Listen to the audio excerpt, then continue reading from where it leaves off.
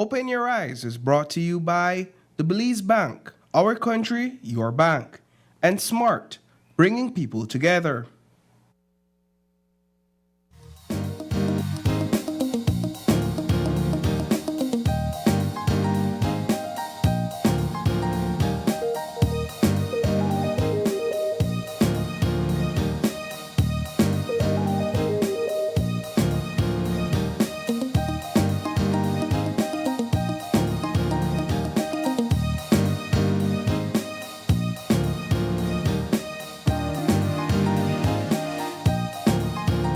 Live from the GBM studios in Belize City, it's Open Your Eyes. Start your morning right with your hosts, Sabrina Daly and Isani Caetano.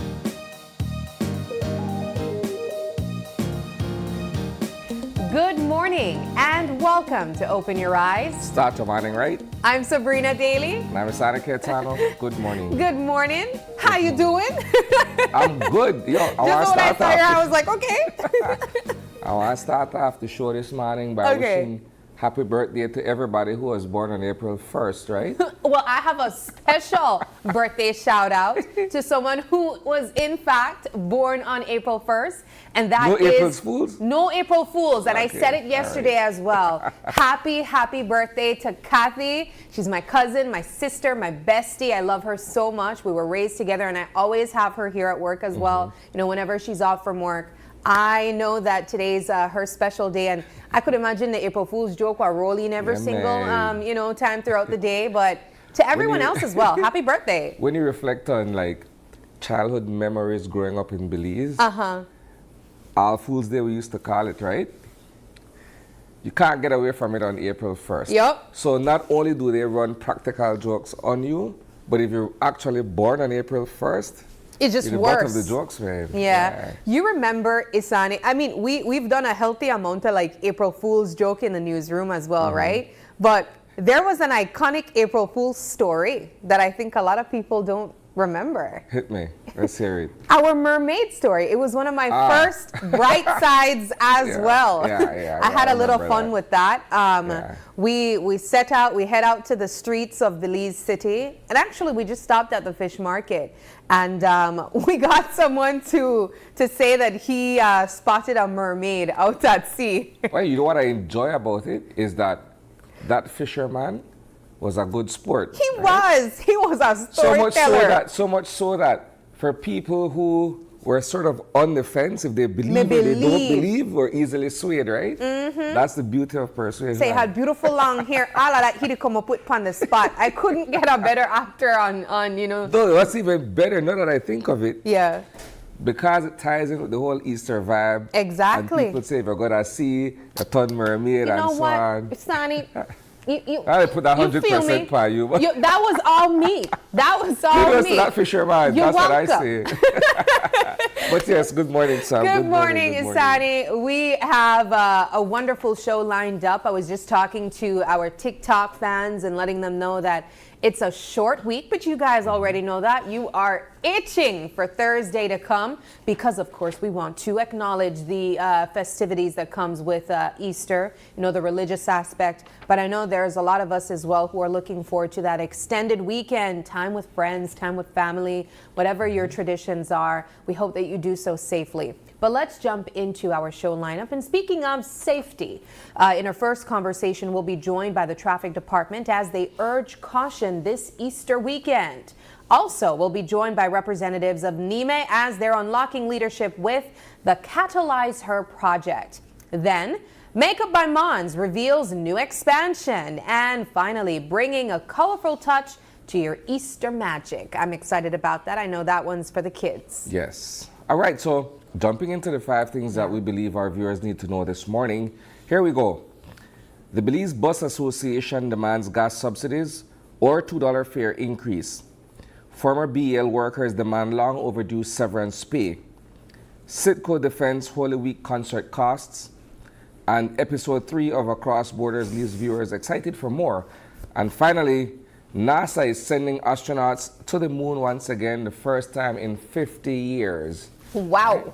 That's a lot. So maybe we could start with that quickly. Yeah, let's jump into it. Right? So for you know, as a child, space exploration was, you know, one of my fascinations, right? And many people share the same interests as well. And so I remember growing up, and then we were talking about Neil Armstrong and Buzz Aldrin as the first men who went to space, landed on the moon, and all of that good stuff. Yeah.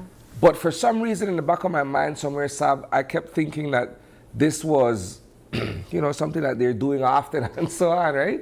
When you sent that article, or when you sent the Yeah. topic, I thought it was like recent as well. When it said 50 years, I was like, what? Didn't we just have Katy Perry? No, I'm kidding. That did not happen. But No, but we do have people, including regular folks like you and I, who have, you know, went into orbit, do the whole outer space experience.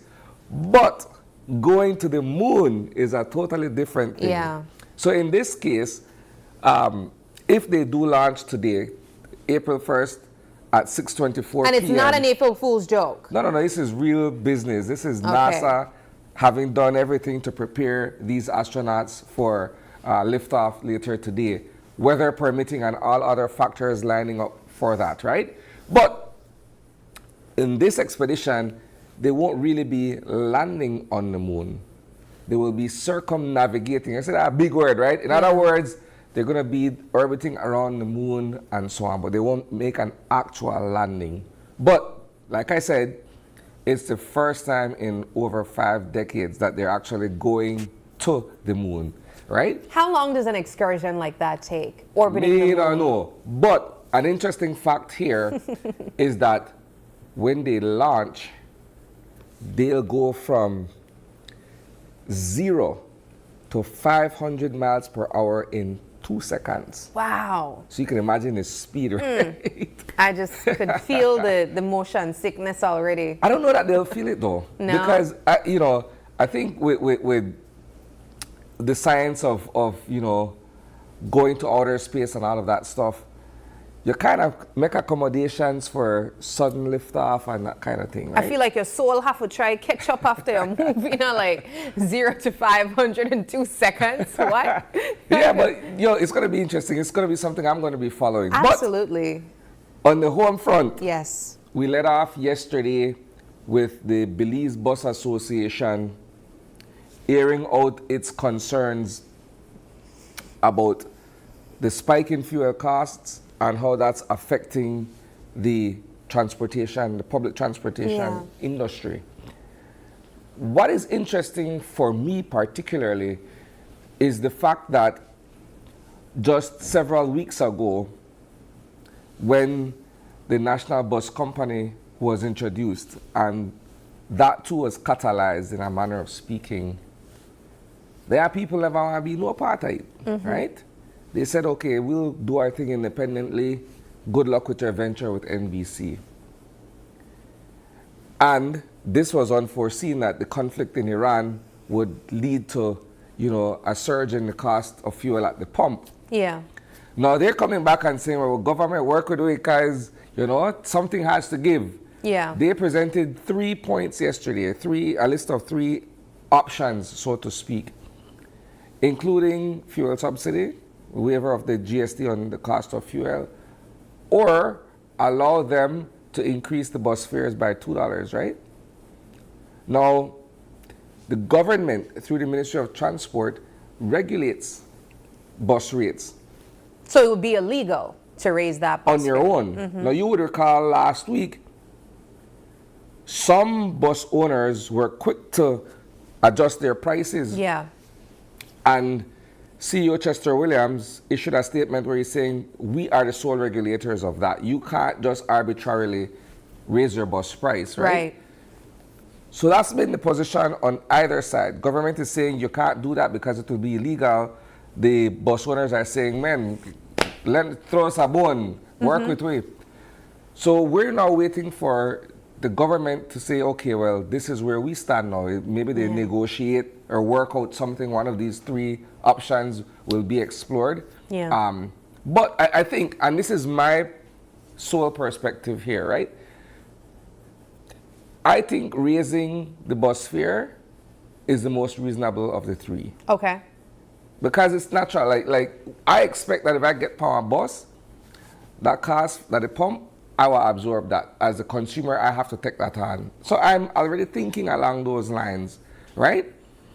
And I think most people would believe that that is reasonable. Again, this is just my opinion, right? Because it's the same way if I catch a taxi and I know that the price gone up at the pump, I have to be prepared mentally and financially that the taxi man will pass that on to me. I think the fear from consumers is that there's a possibility that whenever there's a hike in the fuel prices, the fares might end up going up every single time as well, and then it's it's jumping from like a $2 run to like a $6 run in just a matter of months. It follows the same rationale, Sab, where when the cost of certain items go up, you, the consumer, bear the brunt of that increase, right? So it's along the same lines. I mean, it's interesting though, because we had the Belize Bus Association on the morning show with us yesterday, and you guys heard their conversations, and essentially they mentioned what would have been their points of concern at their press conference 10 o'clock yesterday. And one of the questions that I posed to I believe it was Mr. Jones and the other gentleman that came with him. And I love that you brought up something similar to that point. It was essentially the Belize Bus Association is crying foul or essentially asking for support. However, the NBC is absorbing this loss, understanding that it's out of their control, right? But what was essentially said was that regardless of the government absorbing this loss, we still have to pay at some point. We still not one way to pay for that, So what do you say then? Yeah, it's a tough spot for anyone to find him or herself in, let alone those who are working directly in that Mr. Gil sector, Harry was who I was right? searching for. So it goes back to what I was saying though. Look, you have an entire movement led by the government of Belize. It's a publicly owned company that just hit the road basically a few weeks ago. Now you have all of these other bus owners who have been in the industry for however long, and they decided they didn't want any parts of it because they want to do their thing. And they have a right to do that. Which is fine, yeah. Right? But now when the government takes a position in a situation where there wasn't any plan before now you're asking for assistance or leniency or consideration, I think it just kind of put everybody in our situation where they have to be like, okay, how do we work through this? Yeah. Right? But ultimately, Sab, the passenger, the commuters are the ones who are the most important in all of it, right? So I think the primary and sole consideration should begin with the people who ride buses. Yeah. No, I think you might be right with this one, though, Isani. It might boil down to bus fares increasing because ultimately that's going to be the case across the board in all sectors. Yeah. People will have to raise prices to adjust to these other expenses. But of course, we will be following and seeing what the response from the government is. And so my next one here, man, I gave this some thought as well, right? We don't hear about Belize communication workers for justice. Now we hear about Belize energy workers for justice. Is BWS up next? Oh boy. They're following the lead of the BCWJ, the former BTL employees who are clamoring for severance and the fairness of what those payouts should be. So now, hard on the heels of that is the BEWJ, right? Belize Energy Workers for Justice. These are former BEL employees, some who retired or left the company almost a quarter century ago. Wow. Right? They're still living, most of them. Yeah. And then now they're coming back and saying, well, look, based on what the CCJ handed down in its decision last November, y'all owe me some money. and the precedent set by the BTL people, we will have a fair share too. And that's the reason why I'm saying, well, who's up next? Because maybe those from, WASA, it wouldn't even have been Belize Water Services Limited then. Which makes it even more complicated then. WASA, right? Yeah. Yeah, so I think there's a legitimate point in all of it, but at the same time too, there's bandwagoning. Yeah. Because you see something and, okay, maybe the time for a cash in same way too. right? But it's not to take away anything from their position and what they're clamoring for. I respect it, right? But when you think about the payout, you're talking about years upon years, right? And perhaps even an interest accruing and all of that stuff. Now in BEL's case, from what I've been made to understand, last year wasn't the best year for them financially, right? So now if you throw this into the mix, you're compounding a problem that has to do with the dollars and cents of, you know, the electricity, the energy sector. I think, you know, with Isani, what's taking place right now, I think a lot of other businesses should really watch and ensure that they are dotting their I's and crossing their T's when it comes to pension and severance. Especially what the agreements are, what people sign on to. Because essentially what these people are saying is, you know, the Labor Act said, yeah, you give me pension, but I have a right to severance too. Yeah. And even if there's an agreement that was signed, it seems like that is null and void based on the Labor Act. And so these people are saying, regardless of what, you know, the regulations are within this company, you owe me money still based on the Labor Act. Well, I like the CCJ upheld, they are two separate matters altogether, right? Your pension different from your severance.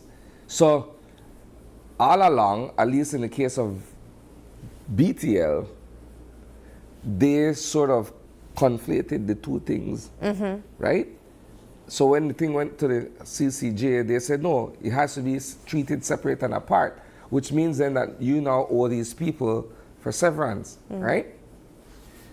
Everybody came out of the woodwork after that, you know, because they see something, like I said earlier, where they could potentially come back and say, well, you owe me too. I'll tell you, Isani, there was a comment from one of the representatives in the news last night, and it escapes me what she was saying specifically, but I just want to say this really quickly before we move on to the next topic. When I heard the word talawala, I stopped on my tracks. I said, what? No, yo, I'm always one for a good Creole proverb. Man, I don't remember the last time I hear that. Talawala. Is that talawala the thing? Right? Yeah, I was caught by that too, admittedly. And I was watching my editor working on that particular piece. And when he came by that soundbite, he too started laughing uncontrollably in the newsroom, right? Then that the type of language I like, we need to bring talawala back. Bring it back. Like I said, I'm a sucker for a good Creole proverb, right? Yes. And so that was used in perfect context yesterday. But yes, again, not to make light of the situation, we're going to be watching this thing closely. Yeah. Right? So we move on. It's Holy Week. Many of us are going to be heading out to the Keys and observing Easter in our own way. But the Belize City Council is putting together a concert. Yeah, they had their first one last night. Yes. And it's an annual thing where those of us who are really into the spirit of Easter for what it is from a religious point of view have the freedom now to just go to BTL Park and enjoy these concerts free of cost and what have you. Yeah. But the detractors are saying, well, why City Hall spend for we money for $250 million. Right? And for all intents and purposes, it's probably worth it. I mean, it's a good thing.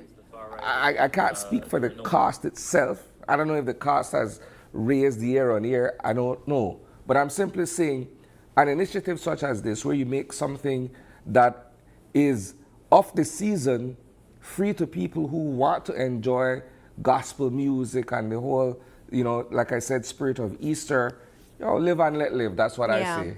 I mean, this was a concern the last time it was held as well. I know during the pandemic times, that's where the conversation about the cost of the concert came about. I believe it was around $250,000. This year, though, we spoke with the Deputy Mayor, Elud Miller, and he spoke about the private sector joining in and supporting with over $100,000. So they only ended up having to fit the rest of the bill, which was around $136,000, I believe.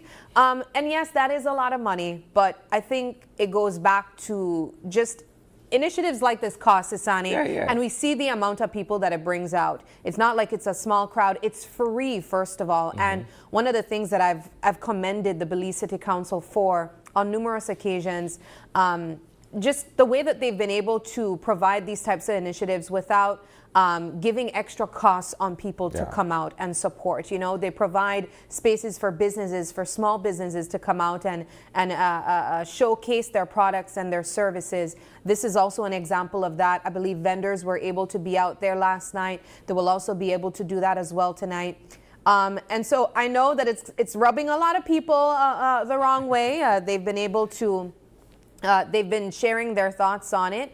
But ultimately, I think we just have to just think of the season, I guess, with this one and probably just call it for what it is. Like I said, live and let live. I think you have a response from a viewer there. Yes, we do. So we have a commenter saying, but what's more important, a concert or using the finance for our city?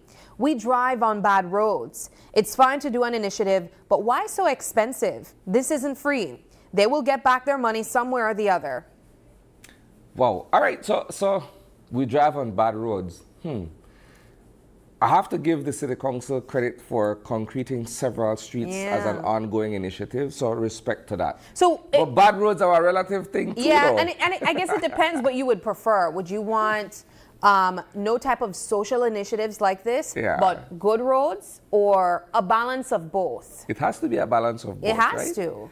There's a social component, in my opinion, that comes along with any kind of government. In this case, it's a local government initiative. You have to put that in there because it can't be all about collecting taxes and putting those taxes back into cleanup and roadworks and so on. You still have to have certain events and activities that bring people together. That's the heart or the spirit of it. But healthy feedback from that commenter. We appreciate it. You know, definitely share your thoughts like that. And finally, perhaps the most important on the list is Across Borders.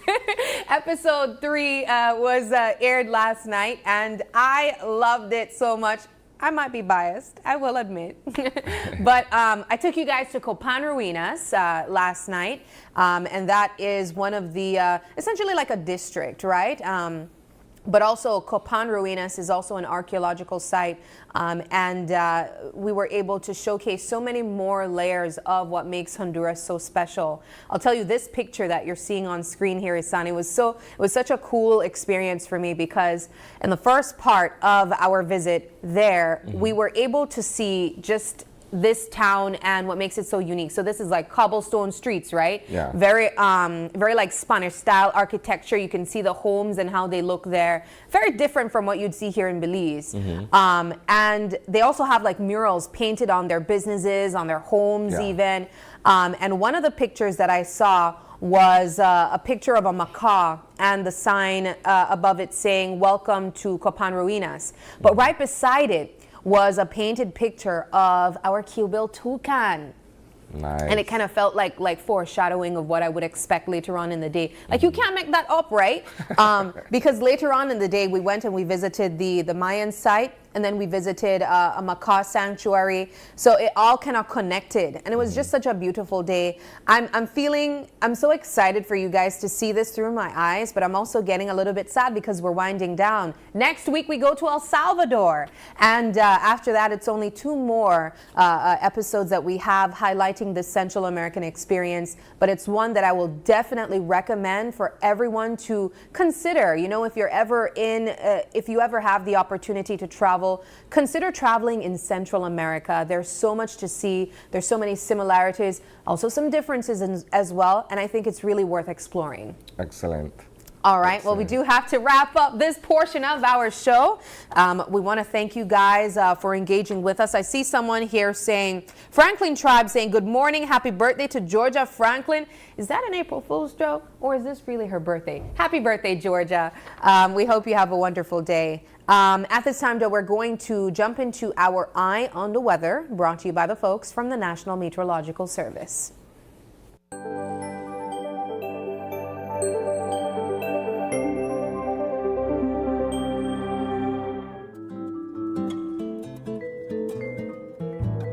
All right, this is our eye on the weather, and today's forecast calls for sunny skies with a few cloudy spells.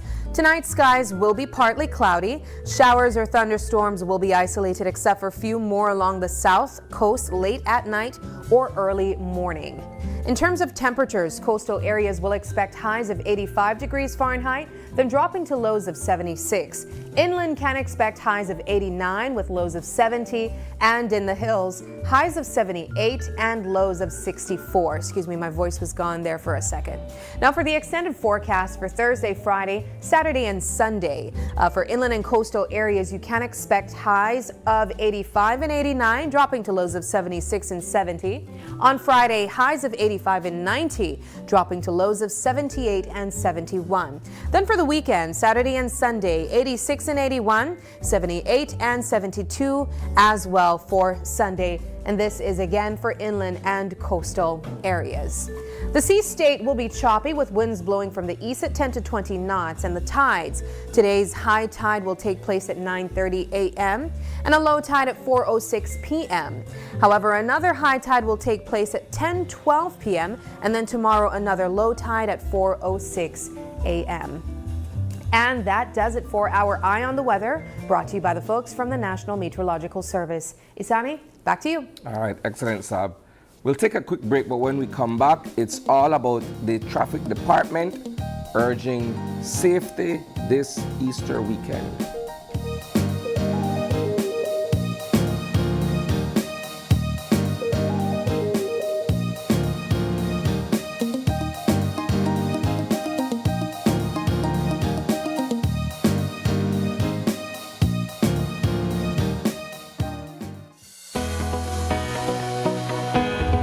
Connection isn't something you switch on. It's something you build together. Connected through culture. Culture isn't preserved in silence. It's kept alive through participation. Connected through education. Education doesn't always look like a classroom. Sometimes it looks like someone taking the time to teach and someone else choosing to learn. Connected through sports. Before the wins, before the applause, there's belonging. Here, young people learn more than how to play.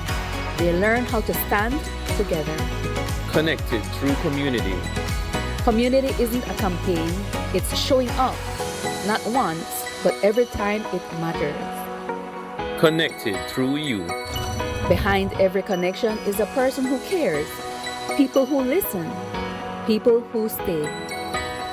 We don't just connect services, we connect you to your world. Connected through every chapter. SMART, bringing people together. What happens when you step off the edge? Too late to back out now. He said I'm ready. No, I'm not. And land somewhere unexpected. Sometimes it breaks you open. Wild at root, That is very bitter. but sweet on the tongue. Where history calls out, and you answer with open arms. This isn't just a journey, it's across borders. That was amazing!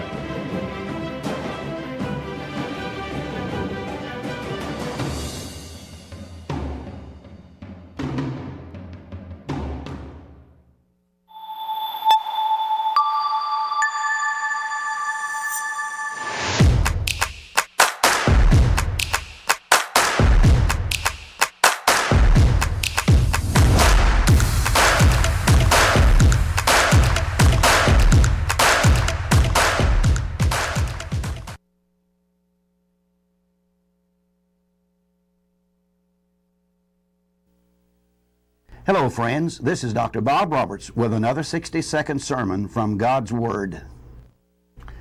The Bible says, I go to prepare a place for you, and if I go to prepare a place for you, I will come again and receive you unto myself, that where I am, there you may be also.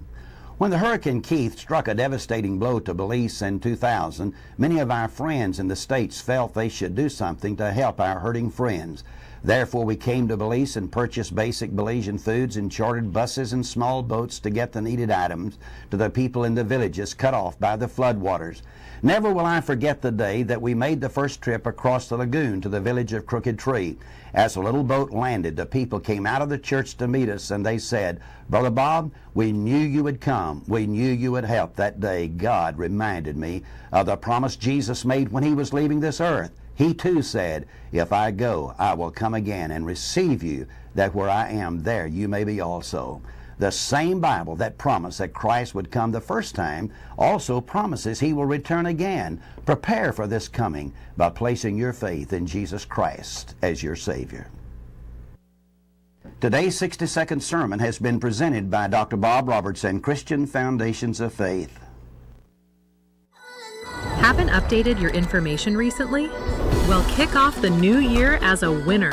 RF&G Insurance is giving you a free chance to win every month. Entering is easy. Just chat with us on WhatsApp and update your information. That's it. You'll be automatically entered into our monthly raffle for a chance to win awesome prizes. Don't wait. Message us on WhatsApp and update your info today.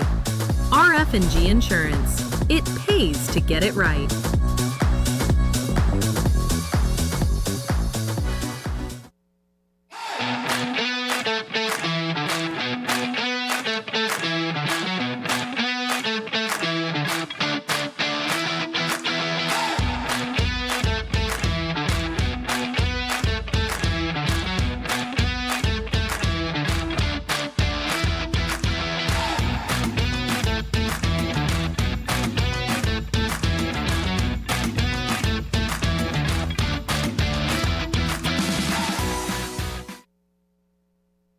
Alright, you're all set. I'll swap out the water inlet valve and everything is running normally. Amazing. So what will be the cost? Oh, for you? There's no cost. No cost? I'm flattered, but I'm actually married. Oh no, nothing like that. It's actually part of our 1-year warranty policy. Oh, well, that makes sense. Don't worry, it happens all the time. Really? No. Belize's only full-service GE USA dealer. Full service, full warranty, full selection. GE Appliances. Good things for life. Available at Design Depot. All in one place.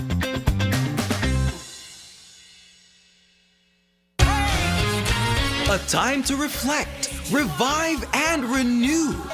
Your Belize City Council invites you to an unforgettable free 2-day Holy Week Revival concert. Backed by powerful demand, the return of award-winning songwriter and worship leader, Sinach. Live in concert, bringing healing, hope, and encouragement through worship. Join us Tuesday, March 31st, 2026 and Wednesday, April 1st, 2026 from 6 p.m. to 9 p.m. at DigiPark on Newtown Barracks. And that's not all. Joining us for the first time is award-winning Christian reggae band Christafari. Also featuring powerful performances from our local gospel ministries and more. Do not miss worship, Centro Visión Misionero, Kings Park Church of the Nazarene Worship Team, life music from Life Church, Heavenlies, Wabagari Dance Group, and Alexander Evans on steel pan. Special thanks to all our partners whose support helps make this revival possible. So, bring your entire family and experience this powerful 2-day Holy Week Revival concert in Belize City. Tuesday, March 31st and Wednesday, April 1st, 2026 at DigiPark on Newtown Barracks. Your Belize City Council, always about the people.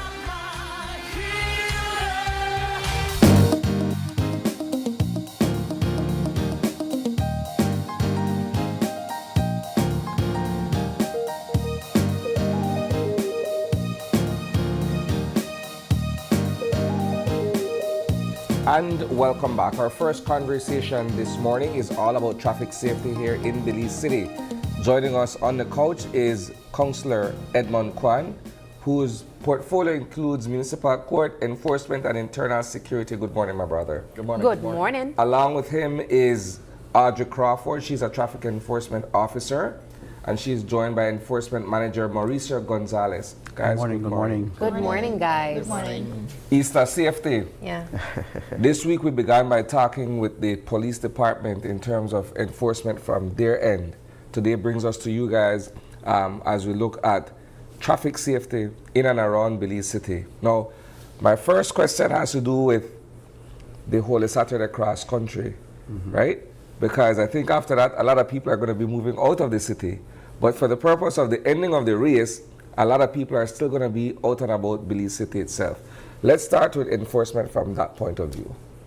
All right, well, the cross-country race is more a national level race, right? So the police are really the ones in charge. And at traffic, we only assist them, right? But after the cross-country, we do have our own enforcement strategies that we have set up to tackle the concerns with the more traveling. So we're expecting more vehicles on the roads coming out of the city, some coming into the city to go to the Keys as well. Yeah. So we will have more enforcement, more checkpoints around, just to ensure that everybody is following the laws. It's not only about tickets, but it's more about prevention and making sure everyone is safe, no? Yeah. What are you guys looking for specifically? So you're going to be doing traffic stops and so on, but is there something specific that you guys are going to be looking for in terms of license and registration and so on? Yeah, normally around that time, we put out an additional, or what we will call an extra effort. We do a lot of checkpoints around that time, more than ever. The reason for that is to ensure not only about the tickets, but to ensure that people have their stuff in order in terms of their license, their insurance, their driver's license are up to mark, their vehicles are roadworthy, you know, make sure that their lights are working and everything is working, and also to remind them that they need to practice safety out there, because we know that it's a time when they will be celebrating, people will be drinking. And as you all know, alcohol is a main factor in accidents. So we try also to, we do it also as a form of advocating to them, you know, that they mustn't drink and drive and stuff like that. We even give out flyers at times to remind them. So that's one of the things that we really do during this Easter break too. Audrey, I love that you highlighted vehicles that would be roadworthy, because a lot of people, they're going to go on the road and they'll say, okay, as long as I got my driver's license and I up to par and, you know, my vehicle license and insure, I want to have chance to race me. I hear only click for my vehicle, but no matter, we will get what we forget. What are things that you guys are looking for? Okay, in terms of that, we normally look for lights. Okay. Their brakes lights, their headlights, their horns. Everything, their door has to be properly closed, because some people's doors aren't working well as well. Okay. You know, everything we look for. You know, some of them may not be happy with the way how we look for everything. I'm like, you guys are checking everything. Yes, we need to check everything. What's the difference between something simple as a light working or not working and an accident happening on the road? Well, it all depends on I would say, the fault of one of the vehicles. Maybe, for example, say one of the headlights of a vehicle isn't working and that vehicle is on the road. That vehicle could be mistaken for a motorcycle, right? Yeah. So, or no brake light, or no brakes light, or that's tail light, one. Or tail light. It is very important, because if you are ahead of me and you have no tail light, I may run into you. Yeah. So that is the importance of the lights in the back. So they have to have everything working. Yeah. You're especially the lights. Maurice? Yeah.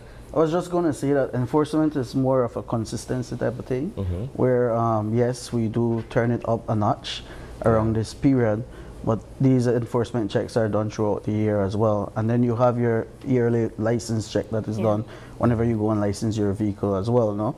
But it's just an added effect, just to ensure that everyone is safe. We get to where we need to go, or where we want to go. Do you find that the city area is populated though around the Easter time? I would think that people would leave and they want to, you know, well, that's go what out. Like I said, that's what I was saying earlier. Yeah. Like I said, we find a lot of traveling people going out of the city, but we also find people coming into the city to access the Keys, exactly, because they leave from the from the marinas, no? Yeah. Yeah, so we have a lot of influx as well as people going out. So let's get you in on the conversation, Edmund, perhaps from an administration point of view, as the counselor with that responsibility. Well, the main thing is we want to do prevention, right? And a simple thing as when they have the checkpoint and checking for insurance, that can, in the event of an accident, at least that can cover the person who is the victim, the third party, because the minimum is third party. And if you have comprehensive, then you both are covered, but you never know when an accident will happen. So, I mean, insurance is very crucial. License is making sure that the vehicles they're checked yearly, or I think it's every time they renew. It could be every 3 months, every 6 months, and that can help prevent a lot of inconveniences in the event of after accident. Yeah. Because you never know. I mean, accident is accident, and then I would urge everybody to drive for the other driver too. No, you Not don't own the just for road, yourself, right? Yeah, not just for You have to yourself. drive for the other driver, the pedestrian, The dog, the cyclist, the dog. Okay, right? Yep. Yeah. Yeah. But what are some of the common mistakes that you see, or some of the common, I guess, things that you'd see people do during this time of the year when they try thief chance, or you have to ticket them for this or for that? What are some of those common things? One of them is when like people are really in a rush because you know Easter time, everybody is in a hustle and you know. So one of the things that we will find them doing, especially on the road, is improper overtaking. Okay. Because the traffic is moving so slow, somebody decides that they want to come out of the line of traffic and they want to overtake. And we find them overtaking on the wrong side of the road. And that causes a lot of accidents as well, because you may not see what is coming ahead. And you crash into somebody or something, right? So improper overtaking is one. Another one is like just popping out of a lane or out of a street, you know, not stopping, running into somebody, or crashing into somebody. That is another main one that normally happens very, very often, right? I also want to know, really quickly, are people using their seatbelts? Because I feel like during this time of the year, everybody have to get in at a vehicle, and we were getting how we forget. So vehicles and be overcrowded as well. Carpooling. We're carpooling, I care Auntie Sally, everybody want to make it. People do use their seatbelts as much? Well, people do wear their seatbelts, or at least when they see the traffic officer, they have on their seatbelts, right? I was just about to say that there, right? So that's the reason why the checkpoints really do make people enforce the laws and rules, right? When you say, oh, checkpoint, hurry, put on seatbelt. Right. You know? Well, okay, so here's my question though, right? It's no secret that Belize City is overrun with vehicles. Everybody own a vehicle, which means that you guys have a lot more work to do in terms of ensuring that people abide by the traffic laws and what have you. Do you find that there are more fender benders and accidents taking place because of that as well? From an accident point of view, the ones that really hold any statistics of accidents would be the police department. Okay. Because a lot of accidents do happen that we don't have knowledge of. Okay. But when we are told or advised that an accident has happened, we do send out enforcement officers to assist with easing the congestion as much as possible. All right, so from my own knowledge then, and perhaps for those who are watching and may not understand how it all works. So if there's a fender bender, you don't call the traffic department right away, it's the police department you call first? Correct. Okay, but like you said, if there's an issue where traffic is backed up, that's where you guys come in to manage the flow of traffic. Well, normally when there's a fender bender, we are always the first responders, most of the time, right? I won't say 100% of the time, but most of the time we are the first responders. What we do when we get to that accident scene, first thing we find out if they had called the police for assistance, and if they haven't, then we are the ones who call the police to get them on the scene to come and deal with the accident. However, upon reaching the scene, the officer may use his or her discretion in terms of diverting the traffic, right? So when the police gets there, they can do their jobs, you know, and the other rest of the traffic doesn't interfere with the accident scene. The worst ones though, admittedly, are the accidents right at a roundabout, like right by Belcan Bridge, because it's the main artery coming into Belize City from the highway. Once that backed up, you find that people just sit in line Yeah, they don't All the use complaints. alternative routes. Yeah. You don't have another alternative, right? The one in front of the courts. Yeah. You can't go nowhere. Just wait it out. How about parking, parking and parking tickets? A lot of people, they're going to be trying to find, you know, the safest place they think they can park if they leave their vehicles and they go to the keys and whatnot. Are there any tips or information that people should know about parking? In regards to that, we normally advise people to use the parking lots. There is a Romax parking lot. We also have the Belize City Council parking lot behind Brody's. We have a parking lot on North Front Street right across from Chunsan Restaurant. So we have several parking lots in the area. We also have the parking meters that they can utilize downtown Belize City. We have one on Newtown Barracks. So there is parking to facilitate them. So they just have to utilize those parking. Yeah. And I mean, we've been talking about some of those specific things that you guys will be looking for. What are some of the penalties for them? If you find people that don't have their lights properly done, or you know their doors aren't working, they're not using their seat belts, they don't have their driver's license, but they try to get the kikaka wata taxi, what happens? The offenses range. Range from different amounts. No? Okay. Simple parking is only a $25 offense. Yeah. Then there's moving offenses, driving offenses. Those go up to $50. And then there's the lights and other cautionary offenses as well that goes up to 100. Oh wow. Then you have other offenses that are at 200, 250, but those are different things. More no? serious ones. Yeah, correct. Yeah, but the offenses range. Yeah. You're putting more, as we'd say, boots on the ground this weekend, right? How prepared are the men and women of the traffic department in terms of what the workload will be like, in terms of the hours that they'll have to work and so on? Well, we work on a schedule, right? So all of that is set out from last week. So everybody already knows what we're going to be doing this week. We get a week preparation. But apart from that, we look after our officers as well, right? Well, as we wind down the conversation, I want to get some general tips that each of you would give our viewers right now, getting ready to make their plans and leave this weekend. What's one of the most important tip that you would like to give to a viewer in right now? Can we begin with you, Ms. Crawford? Okay, what I would like to advise drivers, and when I say drivers, I mean even if you're riding a bicycle, motorcycle, if you're driving a vehicle, any type of equipment, be careful out there. Follow the rules, follow the laws, and you should be okay. In terms of the kids, try to keep them properly seated. Teach them to wear their seat belts, no heads, no hands through the windows. Make sure that they're not playing with those locks on those doors. Make sure your lights and everything is working, even your horn. Make sure you insure, you license your vehicle, your driver's license is valid, and you should be okay. Just follow the rules and follow the laws. All right. Mr. Kwan, what's a tip you think most important for people to know? Well, my tip is the one I mentioned earlier, right? You must drive for others too. Okay. Right. Ethics, driving ethics is very important, crucial. Especially where at the beginning of a month, I think everybody should check their license, insurance. Just see the trouble. The same money we get penalty for, you can already insure next month.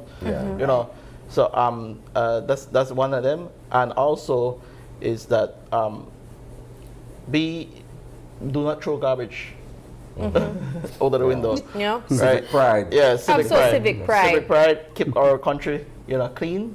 Then we move forward. Only so we can move forward. Yeah. Mauricio, what's your tip? So I'd like to say while we're increasing enforcement, we have to also look at personal responsibility. And a lot of these charges that we've just explained, a lot of what we're saying really comes back to the motorist himself or herself. So we have a personal responsibility as well to the community to be safe. So my tip is to just, like the counselor said, think about others, think about yourself, think about your family. We don't always have to be in a rush. We could take our time, reach where we need to reach, ensure that we reach there safely as well. I have a question from a viewer, and this might sound funny, but of course they're just making light of it. And then I have a follow-up question. A viewer saying, How much checkpoint uno have from City to Placencia? I think that's enough. Well, the thing there is that we're only in charge of Belize. Yes. So But now my follow-up question, because I recognize that, but I know a lot of times on social media, people want to say, checkpoint by so and so and so. Do you think that that actually works against what you guys do? Because I feel like it could be a good thing too, you know? It encourages people to put on their seatbelts if they know that they're going to be around there, or try to circumvent the traffic point. yeah, something. I love it. But that sometimes it's hard for them to detect where we are exactly because we have a thing that we call roving checkpoint, where we move from one point to another point and we move on. We don't stay at one spot. So yeah. I see people make I love Facebook the coverage posts. though, because visibility plays a lot into prevention as well. Yeah. Right? So with them making posts about the traffic checkpoints, they're putting their names out there. Smart. Right? Yeah. But guys, it's a pleasure having you here. I know that it's going to be a busy weekend for your team, but we appreciate the work that you do. You know, it all ties in with our own safety as well, and with us doing our part as drivers, as pedestrians as well. I think we are looking forward to a safe Easter weekend and even beyond.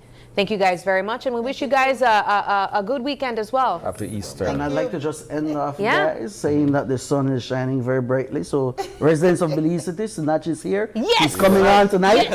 Please come out to the But you digital. know what? Make a in power, possibly a sour note. Someone commented and said that they went to the church concert and got a parking ticket.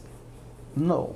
That the way somebody comment and Well, say. that's a good example. The park at the wrong spot. You see right there? All right. That's the point coming in with the... You're going to worship. Yeah, you go and worship, I think. You think God will save you for a parking ticket? Sir, do better. Rules are rules. All right. One question before we leave, quickly. After 6 o'clock... Oh gosh. Okay. So they're asking if after 6 p.m. can you park at taxi spaces or anywhere or red lines, especially during the concert. They're saying nope. So nothing that you get leeway because Sinach Well, the law still stands. The law still stands. If I could quickly add, there are designated areas in the city that has time frames that no parking from this time to this time, 6 a.m. to 6 p.m. Okay. So after 6 p.m. you can park there, but you have to follow the traffic signs. And there's usually a sign there. Yes, and that's like by the parking meters, right? Parking meters, there are several spaces around the city, but mostly red zones, no parking at all. I mean, the last no special time. And also they must remember that going to the Sinach show, remember that a portion of Newtown Barracks is one way still. Yes. Right, from Calle Almar coming all the way up, it's one way. All right. Well, Rastaman Lopez, please, if you're going to see Sinach tonight, park at somewhere where actually you can park anytime throughout the day and night. But guys, thank you so much for joining us. At this time, we take a quick break, but don't go anywhere. When we come back, we'll be joined by NIME talking about unlocking leadership with the Catalyze Her project.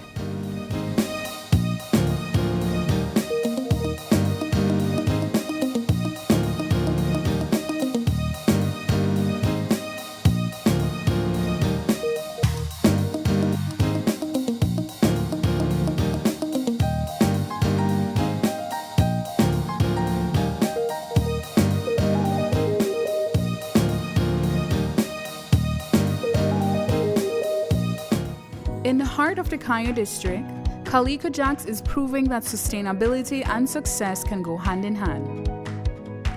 When Calico Jacks wanted to move to solar energy, the biggest difficulty for us was the finance. Belize Bank believed in our vision, and we are very happy and grateful that they gave us this opportunity for the financing.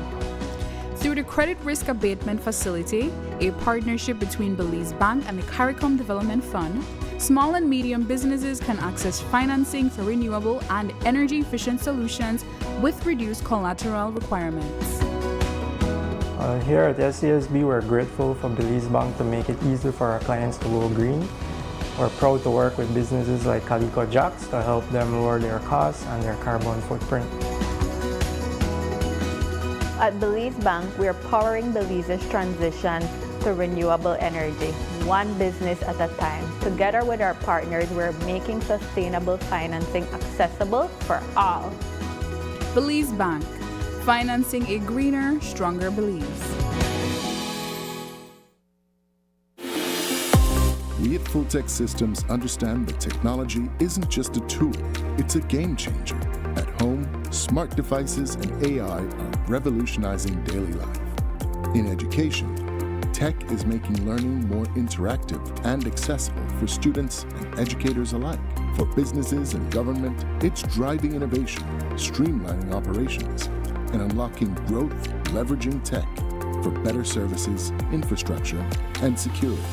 At Full Tech Systems, we help you thrive with cutting-edge solutions, partnering with leaders like Dell, HP, Microsoft, APC, Fortinet, Cisco, and Tomy Inc. We deliver the right products for your needs, whether it's boosting efficiency, improving customer engagement, or scaling operations. Connect with us and let's drive innovation together. Full Tech Systems, your technology center, where you come for the price, but stay for the service.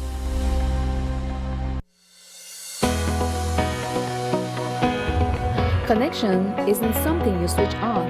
It's something you build together. Connected through culture.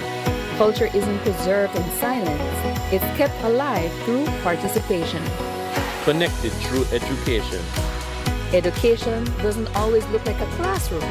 Sometimes it looks like someone taking the time to teach and someone else choosing to learn. Connected through sports. Before the wins, before the applause, there's belonging. Here, young people learn more than how to play. They learn how to stand together. Connected through community. Community isn't a campaign, it's showing up. Not once, but every time it matters. Connected through you. Behind every connection is a person who cares. People who listen. People who stay. We don't just connect services, we connect you to your world. Connected through every chapter. Smart, bringing people together.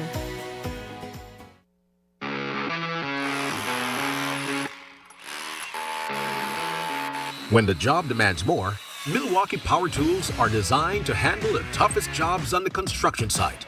If it's speed, durability, and performance you need, Milwaukee is the perfect choice. For unstoppable power at an unbeatable price, make it Milwaukee. Nothing but heavy duty. Available at Benny's. Quality and savings.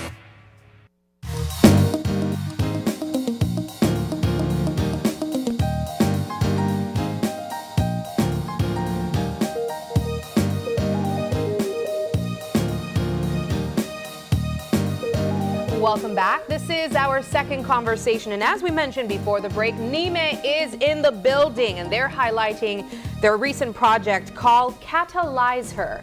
Joining us this morning is President of NIME Belize. We have Katia Montenegro-Hor.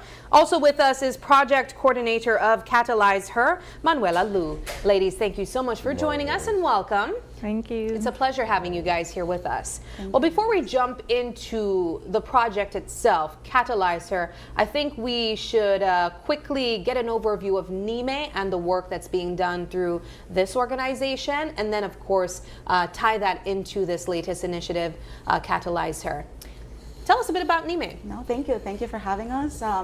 We are building all the excitement as the official launch of the project was yesterday.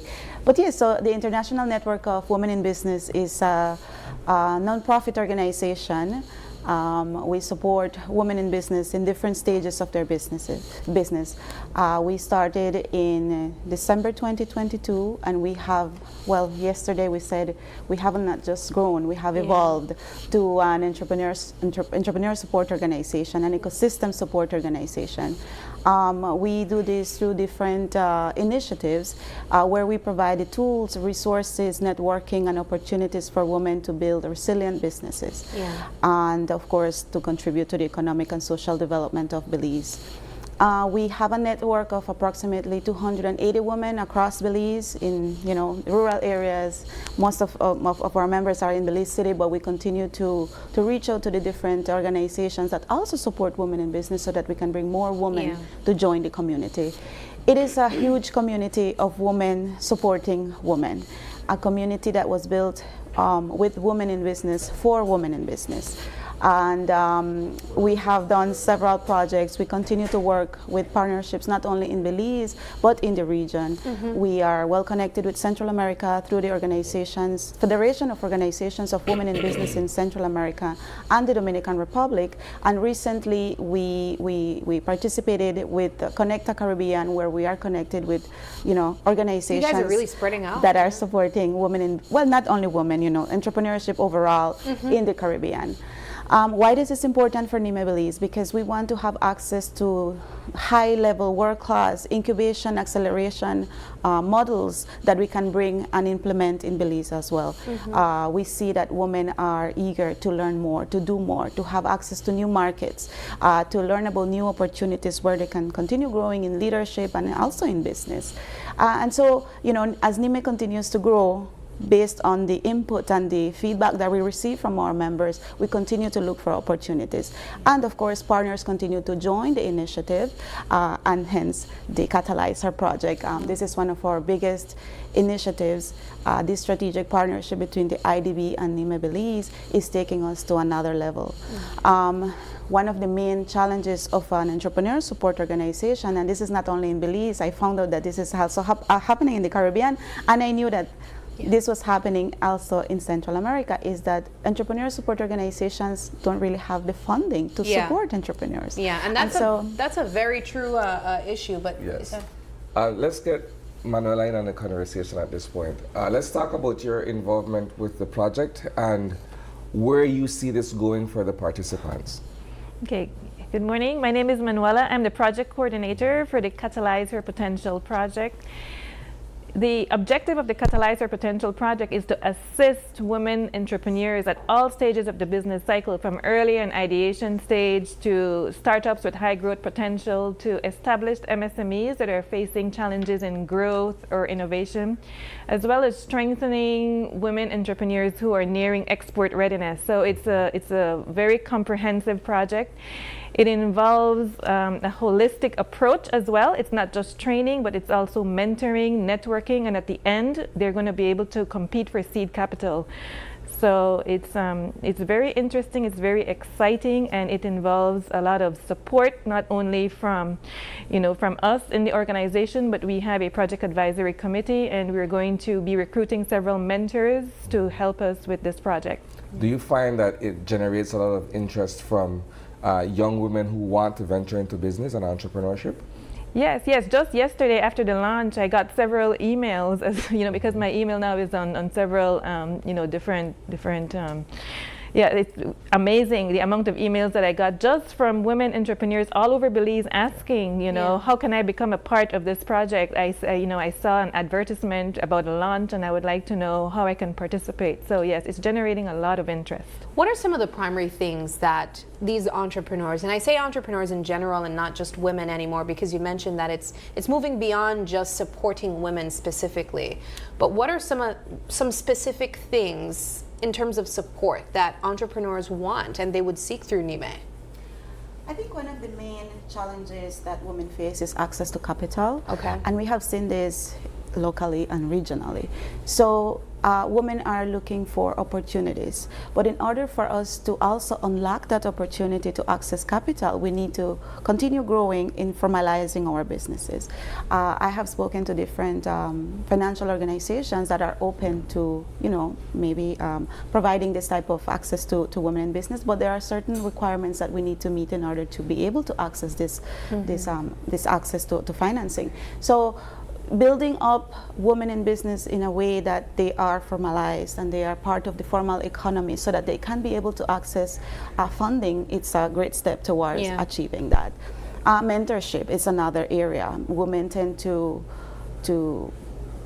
trust that mentor-mentee and value relationship. it for sure. Yeah. Definitely, we had the mentor-mentee with Open Your Eyes, with I Channel remember. 5, which was amazing because we provided women with the confidence to be on an Open Your Morning show, for example, and or any other talk show, and we had the same mentors that had experience with that mentor the others that were coming along. So that, and of course, there are many other challenges that women face, and we continue to break those barriers, one at a time. Yeah. So other than access to financing, what other major challenge or hurdle would you say women face in entrepreneurship?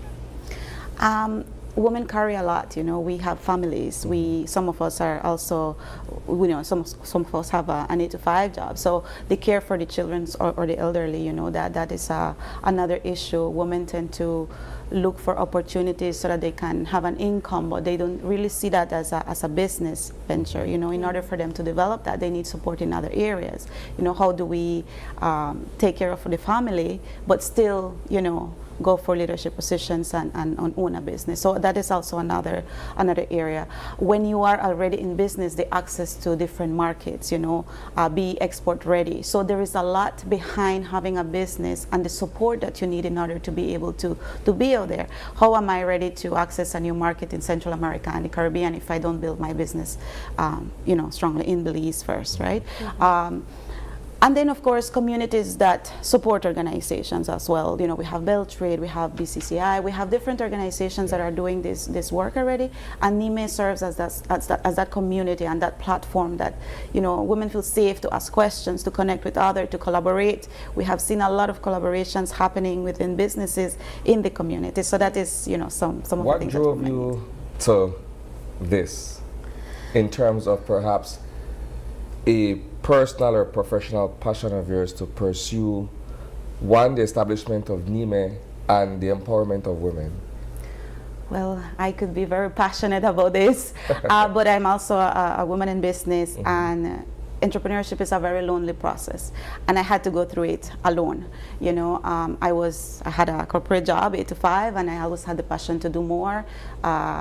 Trusting that ability that you had to provide your services, not only in Belize but internationally, and it was a very lonely process. So I didn't have a community, I didn't have the support. One of my first initiatives was to join Beltrade, and I realized that by joining these organizations you are able to grow. Through Beltrade we were able to participate I was able to participate along with my co-founders in an international event in El Salvador, where we started to realize that there was a lot to be done in terms of entrepreneurship for women in business, and that is where the idea continued to grow. Coming back to Belize, we were like, we need to do something about women entrepreneurship in Belize, and of course, commitment, passion, effort. NIME is a non-profit organization. All the women supporting are doing it pro bono. So it's our small business supporting other small businesses. And international partners are seeing that passion and commitment. And of course, this is where the collaboration with the IDV came about. Yes. Well, let's go back to Catalyze her. Who stands to benefit from this? If we have, maybe young women looking in right now, or looking at this conversation right now, but they just have a concept in mind. They know they want to start a business, but they haven't really began as yet. Is this for someone with a budding idea, or is this for someone who is already established in their journey as an entrepreneur? Yes. Okay, so everyone. Even if you just have an idea, you can still enter the incubator program. So it's not to say that you have to have an established business in order to apply, because one of the major outcomes of this incubator program is that 200 women are going to move from the informal economy to the formal economy. So we welcome women also of all ages. It doesn't just have to be older women. It can be, maybe you've just come out of high school and you would like to start a business, but you don't know how. What does it mean to move from the informal to formal economy? It means basically you follow the guidelines established by the government to register your business, in terms of the business name, registering with the tax service, basically that. You find a lot of people are a little bit fearful to step away from or to move from informal to formal though, because they feel that it's going to come with a lot more cost, and maybe that they might not be able to handle it. Is that some concerns that you hear? Exactly. We had an inception report done by the incubator and accelerator consultants, and that's exactly what they found. But we believe that with proper mentoring and coaching, with guidance, not just training, these women are going to be more confident in terms of, establishing their business formally on paper. And once they can see that they can literally track their income and expenses and understand what that means in order to make decisions, they're going to be more confident in growing their business, and they're going to want to learn more. So this is where the mentoring and the coaching comes in. Is there like a range of ideas that have been pitched to you guys as women sign up for this particular project? Like some of the, I don't know, craziest or wildest ideas being pitched as a business? What's the idea bank looking like right now? The potential entrepreneurs that are interested in signing up come from all industries. I had someone contact me and said she wants to form a pupusas business. We endorse that. Yes, I mean, handicraft, jewelry is a major one, especially in tourism. We have a lot of interest from the tourism industry as well, with the Mayan communities down south. So it's wide-ranging. Going back though to what Katia mentioned, a lot of people find themselves feeling a little bit overwhelmed by the idea of starting a business without capital though. Can people expect the possibility of getting that type of financial support if they join in the Catalyze Her project? Yes. There is a seed capital component at the end of the training. So once they've completed the training and the mentoring and all of that, they will have the proper tools to create good business plans, and then those are going to be assessed. We have a heavy business plan component training in the program, both in the incubator and in the accelerator stage, because we find that there's a lot of hesitancy in creating that. So that's where the coaches are going to come in order to help them so that they can be ready to access finance. Right, and not only that, I think when you talk about the crazy business ideas, we have a lot of traditional businesses, but the idea is how can we incubate those businesses, incorporate innovation, and take those businesses to do these crazy ideas that sometimes we say it's crazy, but it's not really crazy. It's just adding innovation, technology, and then they would go through an accelerator process. So at the end of the different modules, they will be ready to access the seed capital to apply it to their business in this crazy idea that we were talking about. Nothing's too crazy, People just haven't been exposed to innovation as yet. But I love that. I love that we acknowledge sometimes something that's just new to us. It feels crazy, but in other parts of the world it might be something very standard. But as we wind down this conversation, I want to extend the opportunity for people who might not have heard about NIME or even this opportunity through Catalyzer. How can they join this program or even join the organization? So I will speak about the organization. We just recently opened our membership, so you can access the application form by visiting our website at nimebelize.org. We also have social media platforms, so it is, we have a campaign going on right now, and we will be sharing that form as well. And as for the Catalyzer project, yes, there is actually a page that was put on the website with the whole application form there as well. They have until April 10th to apply for the incubator program. And if they have any questions, there's also an email address on the website and a phone number. All right, excellent. Well, ladies, this is exciting. We hope that people take advantage of this opportunity that exists and join a community as well, because that's what really NIME sounds like. It sounds like a community where you can find people who are going through the same journey as you are. Entrepreneurship doesn't have to feel so lonely anymore when you have persons walking side by side and mentoring you even. We wish you guys all the best. Thank you. All right. We take another quick break, but don't go anywhere. When we come back, it's all about bringing a colorful touch to your Easter magic.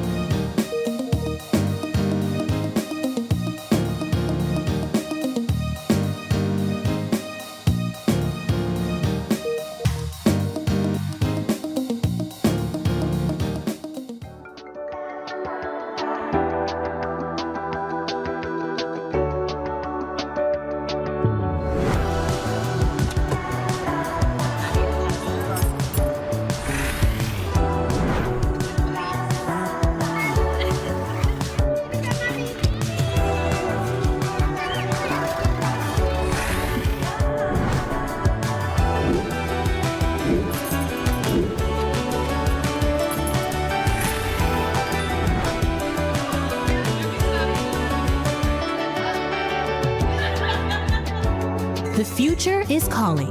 Belize Bank. Your future, our commitment. Every day, the demand on your business get higher. More productivity, better equipment, and reliable support to keep up with a fast-moving world. At Cellular World Business Solutions, we're ready to help you boost performance across every operation. Don't let outdated technology hold you back. With our certified and supported solutions, your business stays ahead. We supply office equipment, printers, inks, and toners, software licenses, IT system assembly as your Dell Platinum and Cisco partner, appliances, and custom orders tailored to your needs. From startups to large enterprises and renowned institutions, we serve every corner of the country because no industry can afford to fall behind on technology. Let's take your business to the next level. Contact us today at 610-2494. Cellular World Business Solutions, your reliable partner in business success.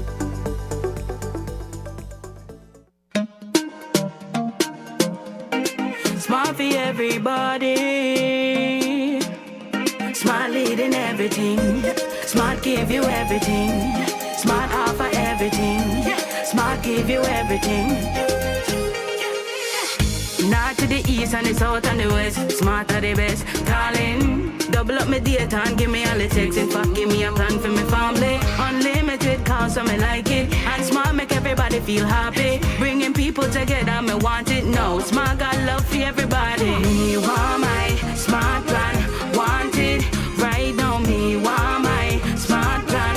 Want it right now. More bundles, data plan. Me want my smartphone, internet in my hand. Cause me want my Smart plan. Want it right now.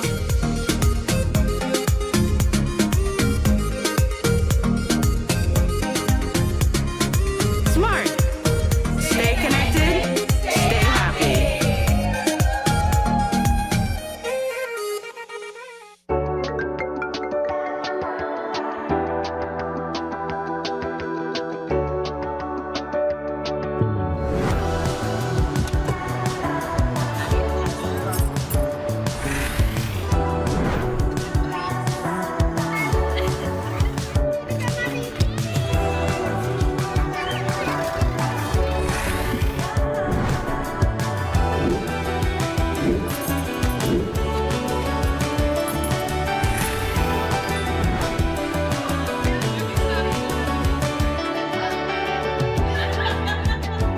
The future is calling. Belize Bank. Your future, our commitment.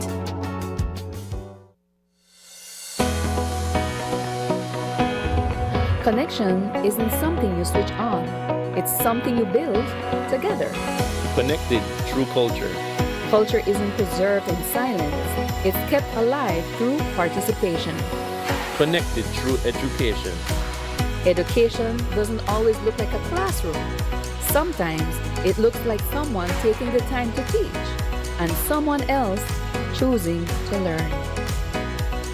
Connected through sports. Before the wins, before the applause, there's belonging. Here, young people learn more than how to play. They learn how to stand together. Connected through community. Community isn't a campaign, it's showing up. Not once, but every time it matters. Connected through you. Behind every connection is a person who cares. People who listen. People who stay.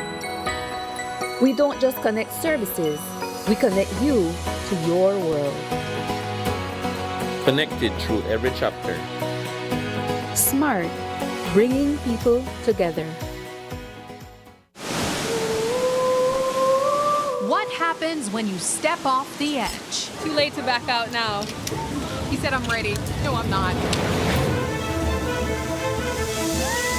And land somewhere unexpected. Sometimes it breaks you open. Wild at root, That is very bitter.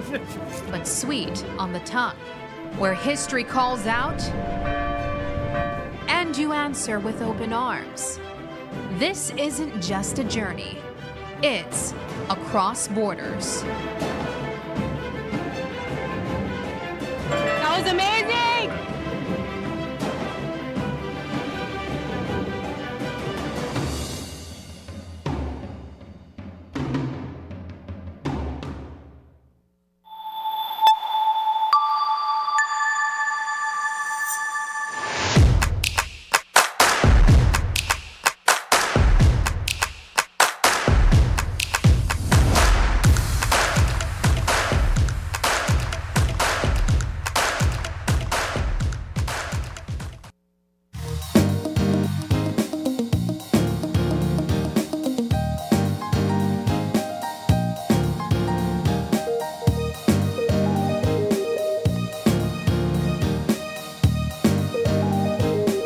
welcome back. Joining me for the third segment this morning is husband and wife duo. We have with us in studio Urson Rodriguez, and he's joined by his wife Samantha Rodriguez. They are both the owners of A Colorful Touch.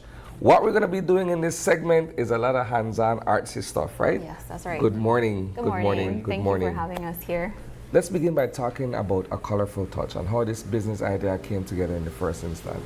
Okay, well, A Colorful Touch is actually something that I started about 3 years ago.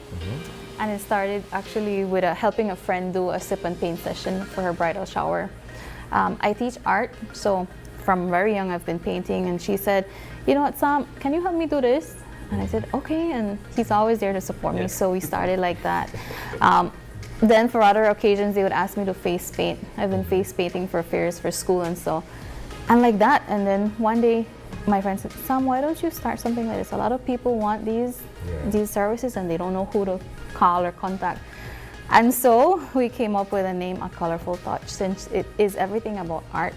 And we've been at it, we've been improving, slowly growing, to now we're doing jumbo eggs for Easter. So Urson has been a strong support, right? Yes.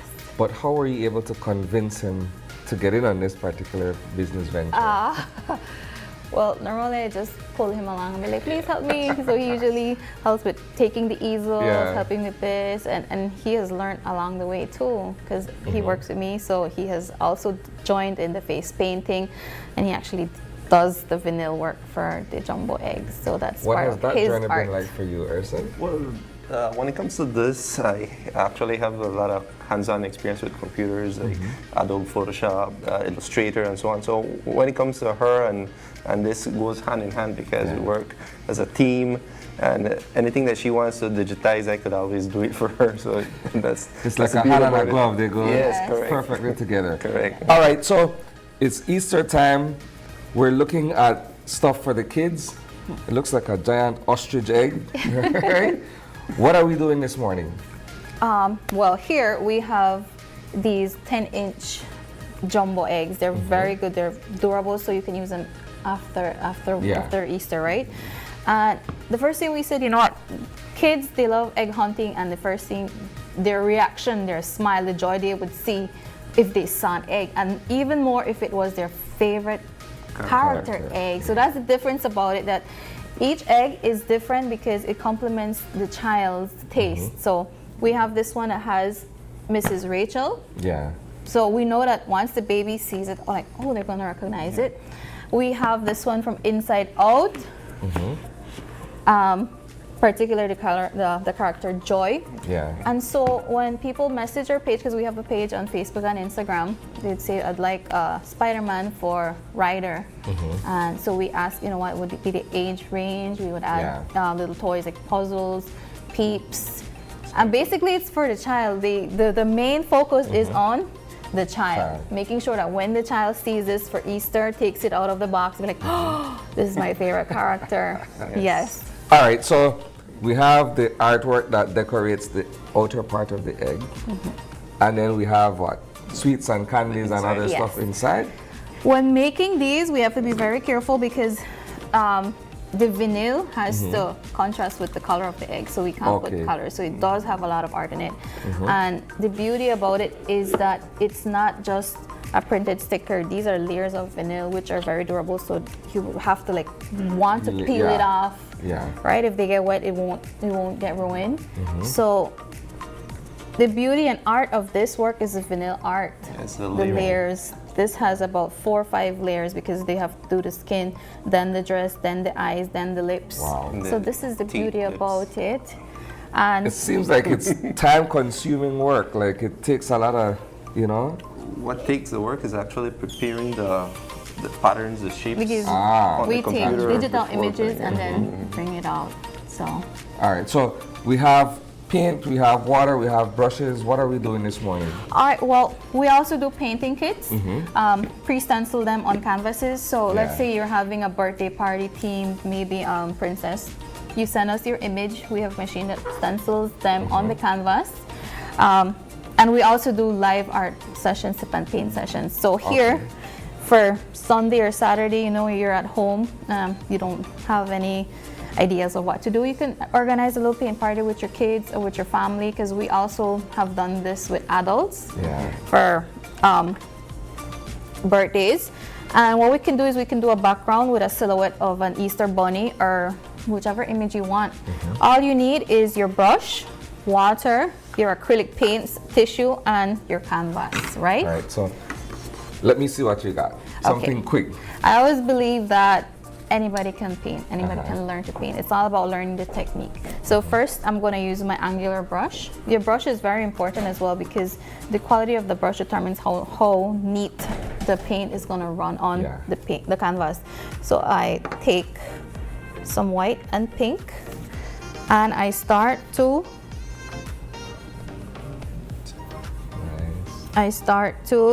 paint, and it's something very relaxing. We have done over 20 sip and paint sessions from different ages, and people are surprised at wow, the experience. A lot of people are super talented as well. They can paint, but they never knew because they didn't try. And when they tried it, like it's really something, a nice experience. I was saying the other day that painting is therapeutic, right? It eases your mind, and then you go off into another dimension, so to speak, right? There are times when, well, we have done different groups of different ages. There's a time when everybody's just quiet and they're focusing because they don't want to make a mistake. And then you hear the laughing because this one looks different than the other. So really, you should try it. So I will sometime soon. Yeah, it's really relaxing. So you have, what you're doing here is a blending technique. What you're doing is you're fusing, or you're using two colors. Yeah. Here we're using these bright colors because it's Easter, right?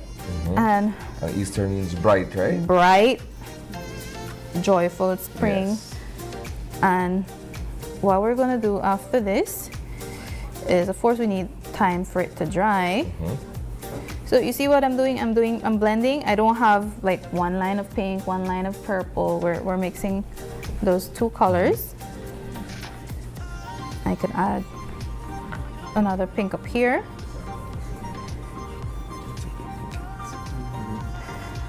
Those are the painting kits.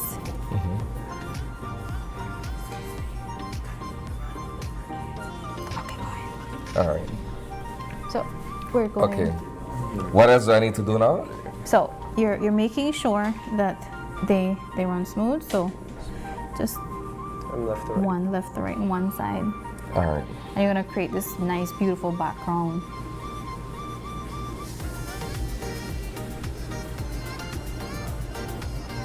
I'm a novice, right? So you have to work with me.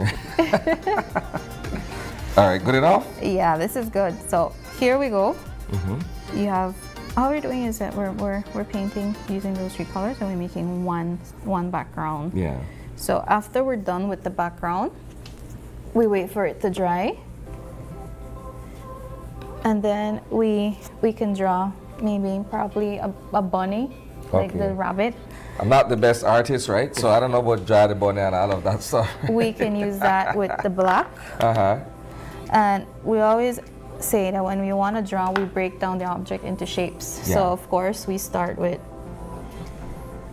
the head, which is a circle, right? And then you have the body. Yeah. The tail. No, I'm going to put the little legs. Little legs. And the ears. You can't forget the ears. The yes. ears are the signature of the bunny, right? Yes, kids are gonna love it because they can customize. They can put little flowers there. They can put grass. And then what we're gonna do is, once it dries, we're going to paint inside. Yeah, this is gonna take you a while. Yeah. Normally, sip and paint sessions last about 2 hours. 2 hours, all right. Yeah. Get some wine going. You get your easel up, your paint. Snacks, music. Quite the experience, right? It's a nice experience. A lot of people are doing it for their birthday because they believe they should do something more together instead of being on their phones. Yes. So everybody's painting, they're laughing, they're eating, and at the end, they look at their painting and be like, wow, I did this. And a lot of them discover that they're very artistic and talented. All they needed was this little push so that they can. So let me switch it just a little bit and get back to Urson here. So when did you discover your passion for visual arts? You mentioned working on Adobe and what have you.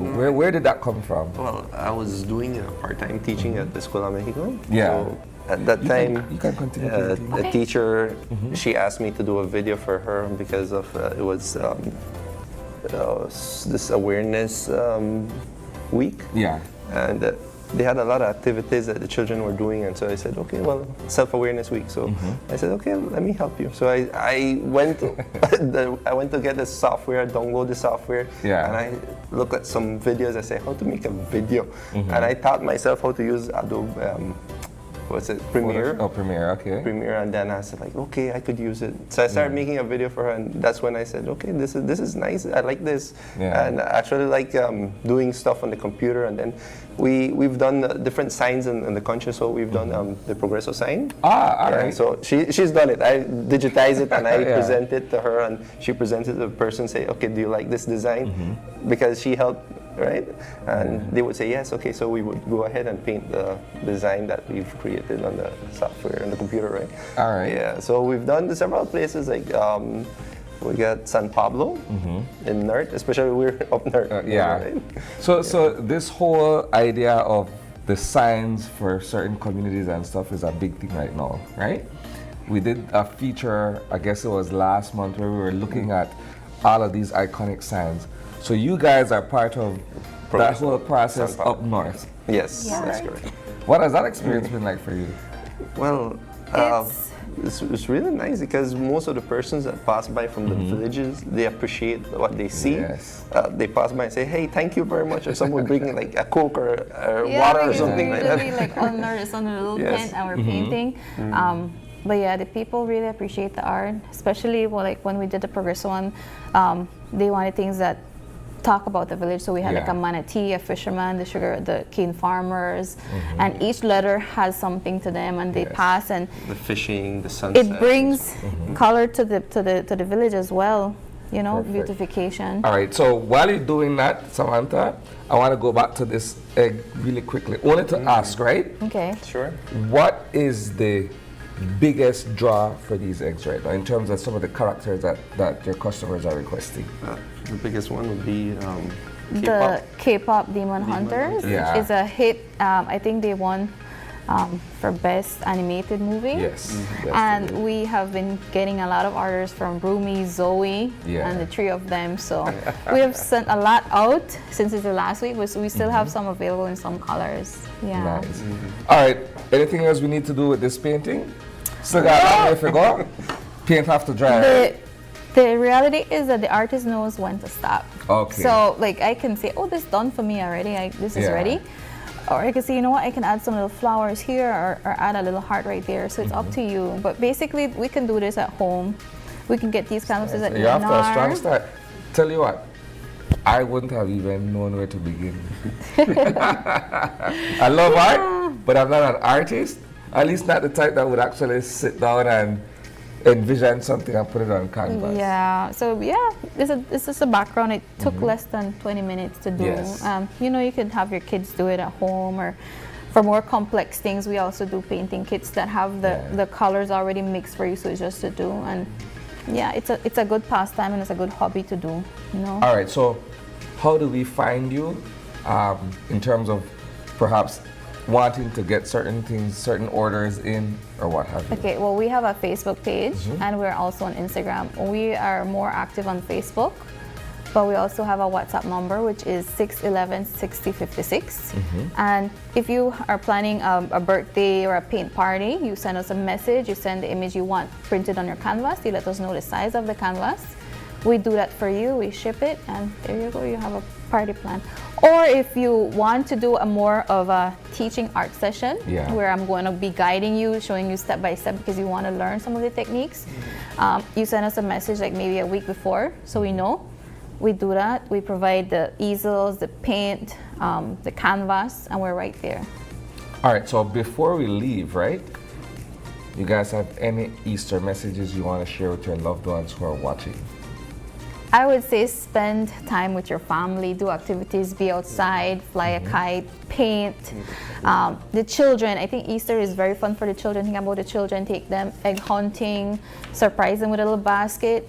I think you have to celebrate as a family with each other for Easter, and also think about what Easter means, which is also about God. So if you're going to church, have that moment, you know. That's a message that I would say. Yourself, first? Yeah, pretty much she summarized everything. Yeah, but spend time with the family is very important because, especially like us, we have 2 children and they grow really fast. You know, so you have children at home, spend time with them and love them as much as you can. And also engage the children in doing hands-on activities like this. Painting actually is good for exposing their creativity, their imagination, you know, instead of being home.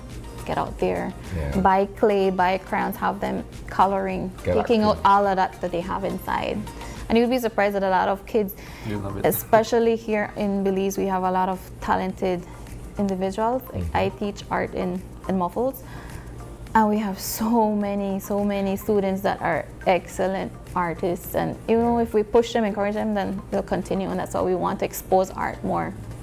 Excellent. All right, so with that, thanks for joining us this morning. Thank you too.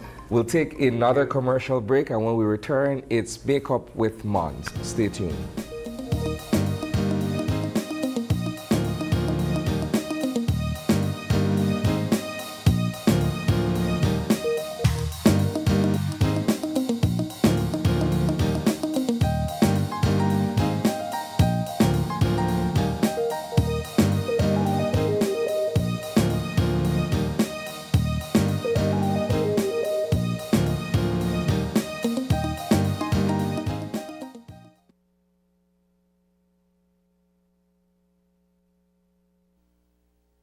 Hello, friends. This is Dr. Bob Roberts with another 60-second sermon from God's Word.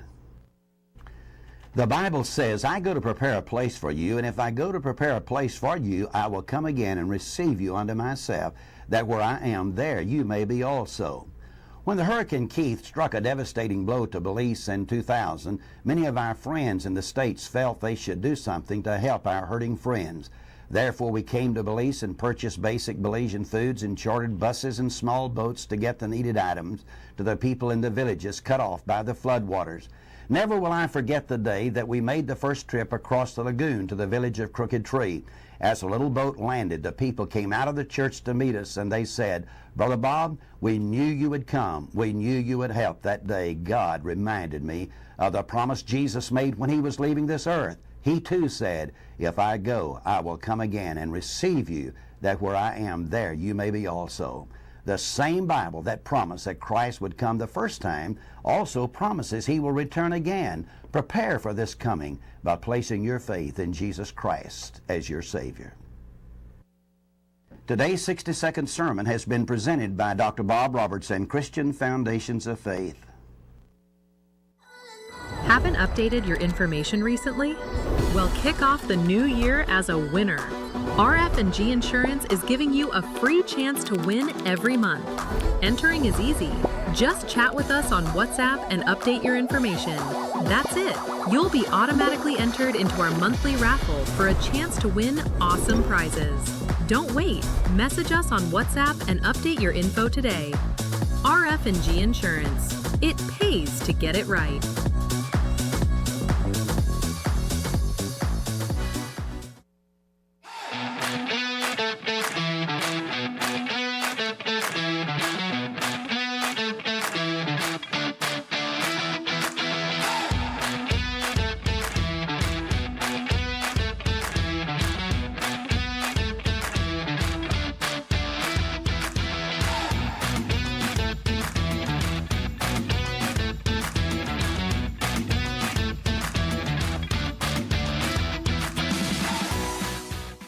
Alright, you're all set. I'll swap out the water inlet valve and everything is running normally. Amazing. So what will be the cost? Oh, for you? There's no cost. No cost? I'm flattered, but I'm actually married. Oh no, nothing like that. It's actually part of our 1-year warranty policy. Oh, well, that makes sense. Don't worry, it happens all the time. Really? No. Belize's only full-service GE USA dealer. Full service, full warranty, full selection. GE Appliances. Good things for life. Available at Design Depot. All in one place.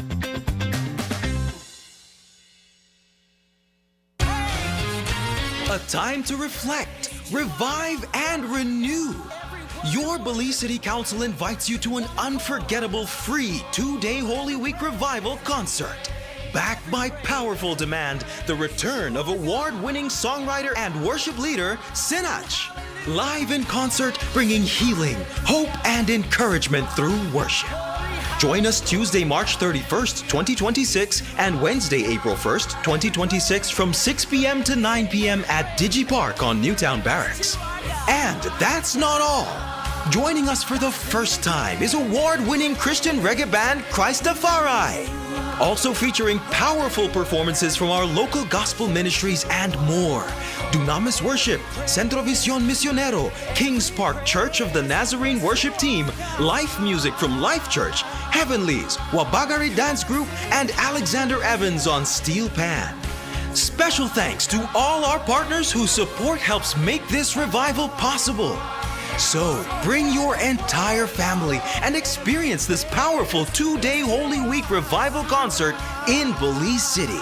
Tuesday, March 31st and Wednesday, April 1st, 2026 at DigiPark on Newtown Barracks. Your Belize City Council, always about the people.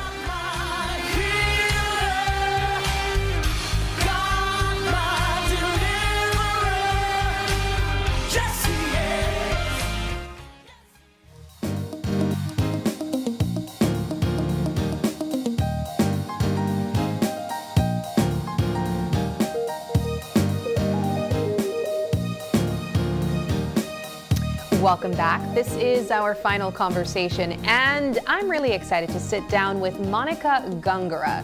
She's the owner of Makeup by Monz, and maybe you might have to consider a change in the name because there's so much more than makeup that Monz offers now. She's here to talk about the recent expansion in her business, and I'm just really hoping to hear a bit more about her personal story as an entrepreneur and business owner. Monica, good morning. Good morning. How you doing? I'm good. I'm happy to be here with you this morning. Thank I know you. you're a little bit nervous, but I hope that you feel comfortable just sharing your story with me, and of course our viewers by extension, hoping to learn a bit more about you. I'll tell you this morning, on our TikTok live, we had one of our fans say, "Oh, I know Miss Monz. She just recently opened her business right around where I live." So people already see you and they know who you are. Yes. Well, I want to get a bit of a backstory about your journey as an entrepreneur. Monica has been on the show with us before. She came with her sister as entrepreneurs again. She even mentioned that she was a part of Summerfest way back when, so I know you had to be much, much younger then. She mentioned that she loved to sing. But it seems like you were almost destined to be an entrepreneur as well. Tell me a bit about when your journey began with, I guess, like cosmetology and beauty. How far back did that begin for you? Okay, so I would say as early as 2016 in high school, I started doing just light makeup. I wore lipsticks every day. Mm-hmm. I had mascara, and I just practiced. I used to steal my mom's makeup. And put on, a little eyebrows, and I went to school, and sometimes I would be sent out of class just to remove it. And they never knew you to do research, Right? I was preparing for something bigger. So it began in high school? Yes, and it actually came full circle because the same teachers who put me out of class came back to book their eyebrow appointment a few years ago. What are their thoughts? Have they shared, any of that experience with you?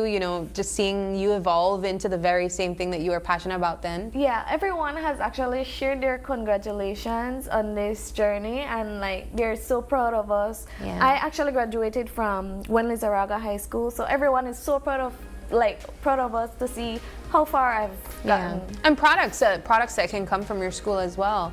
I'm excited about that journey in particular because you are a young entrepreneur. You are in your mid-20s, thereabout, but you began this journey almost about a decade ago, right? What has that experience been like? I mean, I'm sure it's not all glamour. We're seeing, photo shoots on screen, but there's been a lot of building and I imagine even challenges along the way. Yes, it's been hard. There's a lot of, especially when it comes to like funding and stuff like that. I was never at a point where I was working like a regular job. I was working like part-time during Sixth Farm actually. And so the money that I was making, I would save up and buy little makeup products that I would use just personally. I wasn't investing as yet into my business. And then my aunt, she like saw my potential and she started buying me more products. And so that's when I actually decided that, you know what, people are asking me about my makeup. I should start booking clients. And so while I was working at this job, then I was taking a few clients on the weekends, and it just grew from there. I actually stopped working and I just went into doing makeup full time. Was there, some type of sign that you saw that made you realize that you could confidently go all in? Because oftentimes entrepreneurs, they find themselves really stuck between that sure 8 to 5 salary, that monthly salary that's going to come in, versus working for yourself that's really based on what you can do every single day or every week for the month. Yeah, well, I always knew that I never wanted to work for people. That's one of my main things. And I have an aunt who always pushed me into entrepreneurship. She's an entrepreneur herself. Both of them. I have 2 aunts. One is an in-law and one is my aunt from my father's side. And they have actually supported me throughout this whole journey, especially my parents as well. They pushed me into entrepreneurship and convinced me you need this, we could help you get you started and everything like that. Like they invested in me. Which is really what you are about to extend to other women as well, or other people who are hoping to capitalize on this opportunity. For a while, you've been operating in your home, right? You mentioned that you had a room, a space. If you guys have ever visited Makeup by Monz, you would know what that space was like before. But you have now taken up what you're offering up a notch, and now you have an entire studio space. Tell me about that journey. What took you, to decide to make that leap? So for the past year, constantly I would be seeing ads for this commercial space and this commercial space being posted on Facebook or Marketplace, and I was like, you know what, I'm just a very visual person. I like to visualize stuff, and so I'd be like, oh my god, how I could turn this into the most beautiful space. Every time I see one, I would be like, oh, this would be so perfect. And I've actually gotten to the point where I actually went and asked them to can I actually see the space, and got more information. And sometimes it just didn't feel like the right fit, or I felt like maybe I still wasn't ready to jump into this as yet. But in January of this year, I actually saw on this space that we're at, I actually saw it being posted, and I was like, this feels like the you. Space. And it's so convenient because it's so close to my mom's house. And I was like, I love this space. I could really turn this into something. And I sent it to my aunt, I sent it to my husband, and we were like, this could work. And so we reached out, we got a viewing, and the same day we did the viewing, we were like, yes, we want it. And now it is your space. Tell me a bit about what customers can now experience at your studio. Well, now we're actually looking for hairstylists to join us. And we have 3 other technicians that are doing nails and pedicures as well. But we do offer acrylic nails, gel nails. We also have eyebrow tinting, eyebrow lamination, And this is on screen what your studio looks like? Yes. That is stunning. Yeah. Wow. Oh my goodness. And where is this located? It's on the Northern Highway, upstairs of Queen's Grab and Go. Okay. Directly next to Friendship. Everyone knows where Friendship is. Yes, we do. So it's directly next to Friendship. Oh my goodness. Congratulations to you. Even the bathroom is beautiful. Look at that. Yes. I could imagine this feels like such a big deal to be able to take this step. You know, it must have been scary, I imagine, but now you're able to really showcase your work and even empower other people as well by providing spaces to them. You mentioned that you're looking for hairstylists. How many spaces you mentioned you need? We have one more space available. One more space available. Tell me about the environment and what you want your customers to experience when they walk in your studio. We want our customers to feel comfortable. We want them to be in a clean, luxurious space that feels warm and girly and soft. Everything is pink, and that's my favorite part. Everything is pink. I love pink. I love pink for my brand. It gives soft, it gives femininity, and that's what I want people to feel when they come into our space and be around us. Yeah, this is a huge deal. You mentioned that, you know, it's a space where people will feel their femininity if they come in there. Just the colors of it, it's really nice as well. And I know that when we had you on the show with us the last time, you came with your sister, and she's still very much a part of your entrepreneurial journey still. Would you like to give a shout out to people who've been along with you on this journey? Definitely my sister. She has supported me through everything, every late night, every pop-up shop, every event. She is there helping me. We actually filmed the entire process of us renovating our studio space, and we posted that on TikTok. Okay, cool. We posted the whole process. That's it right there? Yes, we posted everything on TikTok so that people can actually see the behind the scenes of getting this place together. Yeah. And my sister was a big part of that, helping me do every single thing. We were there sometimes early in the morning till 2 o'clock at night. Yeah. So it was. But you know, she's I amazing. think beyond that, what I see is just people who believe in their dreams and they're willing to get their own hands dirty to see that come to fruition. You ladies are there painting this building yourself because you want to see it look the way that you envisioned it, as you mentioned. And I think when people are able to see that, I mean, we're in the age of social media and technology, right? And I have to commend you for documenting that, because people will buy into that dream even more now that they have seen where it came from, where it started. The fact that you mentioned, you know, you were here on the show with us before that, dreaming of owning this space probably in the future, and now we're here with you on that journey. That's a huge deal. Now, as we wind down the conversation, once more, I want for you to highlight the services that people get when they stop at this boutique, this store, and of course, just what are your hopes and dreams to expand from here? Well, I have been doing this for over, say, almost 10 years, but it still feels like just the beginning to me, because there's so much more that I want to do with my business, and there's so much more that I want to create, and I want to build a community, not just for myself, but for other entrepreneurs as well. And so you can look forward to getting the best customer service at Makeup by Mon, and getting your nails, your pedicures, your hair done. What are the type of nails that you do? Do you do only a specific type? We do acrylic nails, we do builder gel, and we also do Gel X, which is very popular.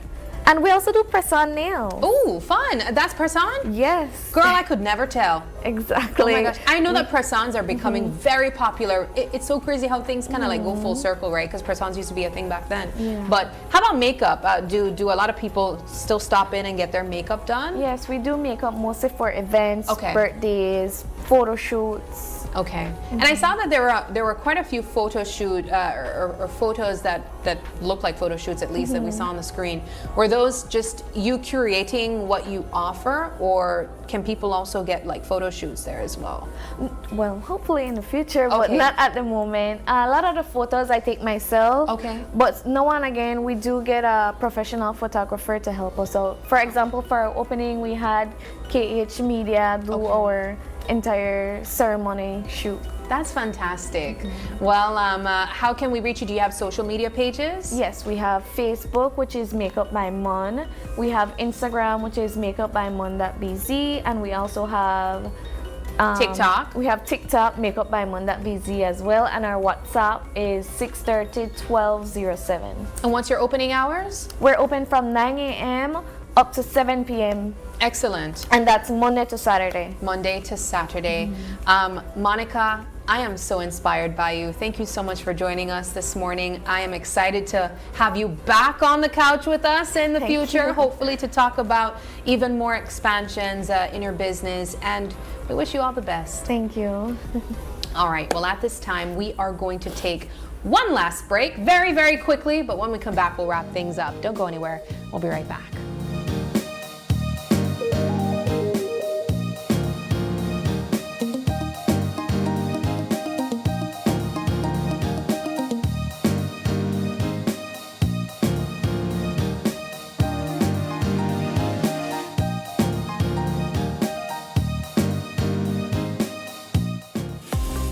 Full-Tech Systems understand that technology isn't just a tool, it's a game changer. At home, smart devices and AI are revolutionizing daily life. In education, tech is making learning more interactive and accessible for students and educators alike. For businesses and government, it's driving innovation, streamlining operations, and unlocking growth, leveraging tech for better services, infrastructure, and security. At Full-Tech Systems, we help you thrive with cutting-edge solutions, partnering with leaders like Dell, HP, Microsoft, APC, Fortinet, Cisco, and Tomier. We deliver the right products for your needs, whether it's boosting efficiency, improving customer engagement, or scaling operations. Connect with us and let's drive innovation together. Full-Tech Systems, your technology center, where you come for the price, but stay for the service.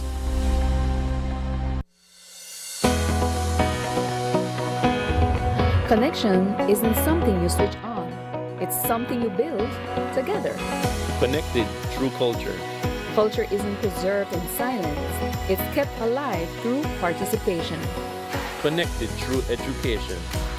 Education doesn't always look like a classroom. Sometimes it looks like someone taking the time to teach and someone else choosing to learn. Connected through sports. Before the win, before the applause, there's belonging. Here, young people learn more than how to play. They learn how to stand together. Connected through community. Community isn't a campaign, it's showing up. Not once, but every time it matters. Connected through you. Behind every connection is a person who cares. People who listen. People who stay. We don't just connect services, we connect you to your world. Connected through every chapter. Smart, bringing people together.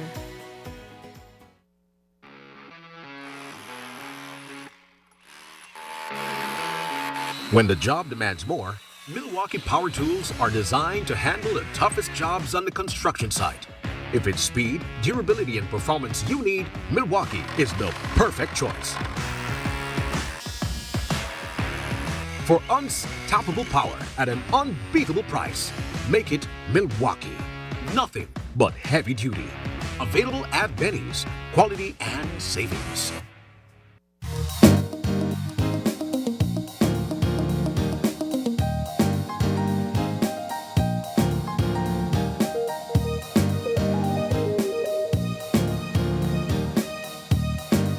Welcome back and thanks for sticking with us. It is April 1st, and if anyone's celebrating a birthday today, happy birthday to you. If you'd like to give a birthday shout out, or if you have any questions, comments, or concerns, you can send us an email at oye@greaterbelize.com. You can also catch us on Facebook, that's Open Your Eyes BZ, Instagram for behind the scenes contents, that's OYE Belize. You can even check out our TikTok page, that's OYE.bz. And then we have a phone number, that's 675-2555. But please do us a favor and join us again tomorrow when you open your eyes and start your morning right. Be sure to keep your eyes, your mind, and your hearts wide open. We'll see you tomorrow. Bye.